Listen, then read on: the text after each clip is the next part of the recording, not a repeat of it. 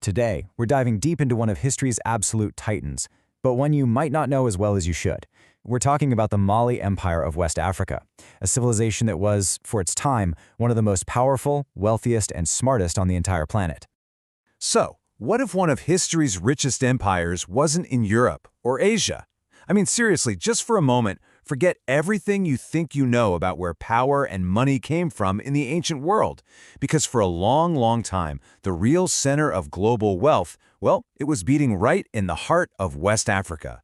And we're about to show you exactly how that was possible. All right, Section 1, The Lion King's Blueprint, How Sundiata Keita Built an Empire on Law. See, the whole story of the Malí Empire really kicks off with this one guy, its founder, Sundiata Keita. And you've got to understand, he wasn't just some warlord who conquered a bunch of land. No, he was a total visionary, an architect, really. He built his empire on a solid foundation of law and order, something he designed to last for generations to come. So at the very heart of this new empire was something called the Kurukan Fuga. Now the best way to think about this is like an oral constitution. It was this charter, passed down from person to person, generation to generation. And it wasn't just about organizing the government. No, it went way deeper. It actually defined the rights of everyday people, of different families and clans, covering everything from who owns what to, get this, even protecting the environment. For its time, this was an unbelievably sophisticated way to run a society. And this charter, this Kurukan Fuga, it laid out a really clear social structure. So you had your nobles and warriors up top, the ruling class, right?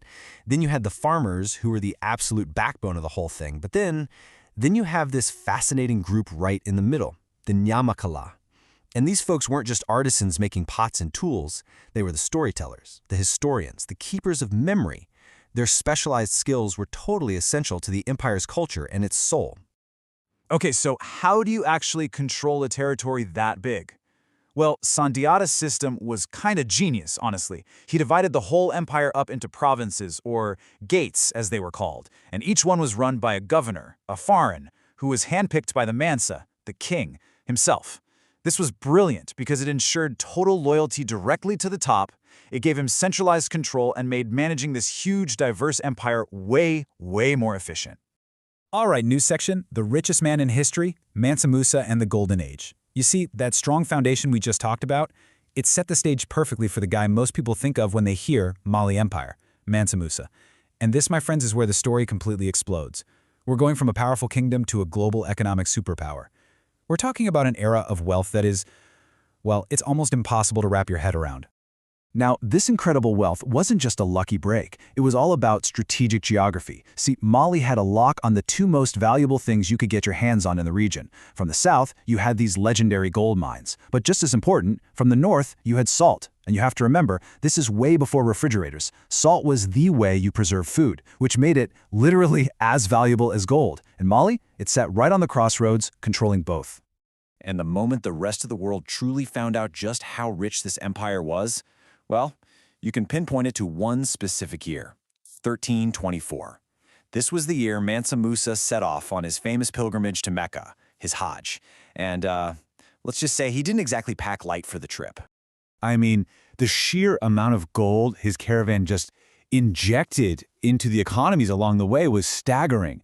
Think about this. When he stopped in Cairo, he gave away so much gold just as gifts that he completely crashed the local economy. He single-handedly caused massive inflation that tanked the value of gold for more than 10 years. That's not just being rich. That is world-changing, market-breaking economic power. So, we're now at a legacy built of mud, architecture and intellectual power. Because here's the thing about Mansa Musa's big trip. It wasn't just a flexing of his wealth. Not at all. It was a mission. He wanted to bring back all the best knowledge, culture, and ideas he could find. He was absolutely determined to turn all that gold into something that would last forever, a legacy of learning, and just breathtaking architecture. So when he came back, he brought the best minds with him, including architects who helped create this totally unique style. It's called Sudano-Sahelian architecture. Basically, you start with sun-dried mud bricks, adobe. Then, and this is the clever part, you reinforce the walls with these wooden logs that stick out. They're called toron. They not only make the walls stronger, but they also double as permanent scaffolding.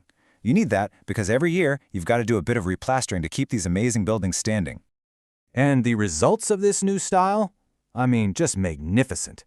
You get these incredible structures like the Djinguereber Mosque in Timbuktu, which Mansa Musa himself paid for.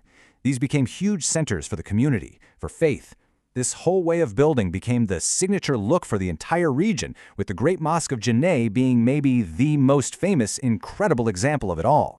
And this investment in culture wasn't just about buildings. Timbuktu itself was transformed into a global hub for learning. You have Sankore University, which, wasn't really one single building like we might imagine.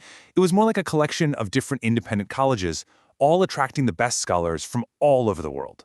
And they were studying some really advanced stuff, Islamic law, sure, but also medicine, math, astronomy.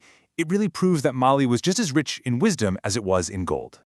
Okay, next section. More than just two kings. Sustaining the power.